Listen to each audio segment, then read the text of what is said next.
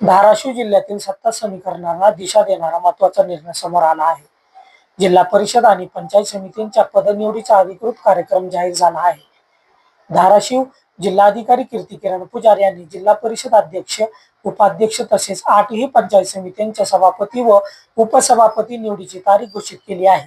त्यानुसार 6 मार्च रोजी पंचायत समिती सभापती व उपसभापतींची निवड होणार असून 13 मार्च रोजी जिल्हा परिषद अध्यक्ष व उपाध्यक्षांची विशेष सभा पार पडणार आहे. 6 मार्च रोजी पंचायत समित्यांमध्ये रंगणार राजकीय सामना.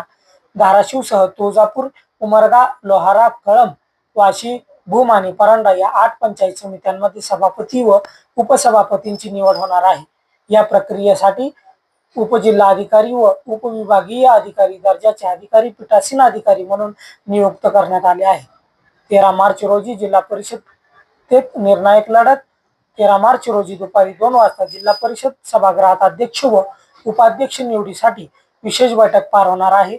या बैठकीत जिल्हाधिकारी कीर्तिकिरण पुजारी स्वतः पीठासीन अधिकारी म्हणून कामकाज पाहणार आहेत.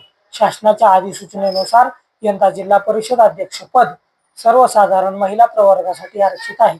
त्यामुळे या निवडीकडे विशेष लक्ष लागले आहे. निवडणूक कार्यक्रम कसा असेल? सकाळी 10 ते 12 उमेदवारी अर्ज स्वीकृत. दुपारी 2 वाजता विशेष सभेला सुरुवात. अर्ज छाननी विभागावर आवश्यक असल्यास मतदान, त्यानंतर निकाल जाहीर. निवडणूक प्रक्रिया शांततेत पार पाडावी यासाठी पोलीस प्रशासनासह संबंधित विभागांना आवश्यक सूचना देण्यात आल्या आहेत. जिल्ह्यातील राजकीय समीकरणाला कलाटणी देणाऱ्या या निवडीकडे सर्वांचेच लक्ष लागले आहे. तर महाराष्ट्रातील अशाच ताज्या घडामोडी पाहण्यासाठी आमच्या साबरमती न्यूज चॅनलला सबस्क्राईब करा, फॉलो करा, बेल आयकॉन बटन दाबायला विसरू नका.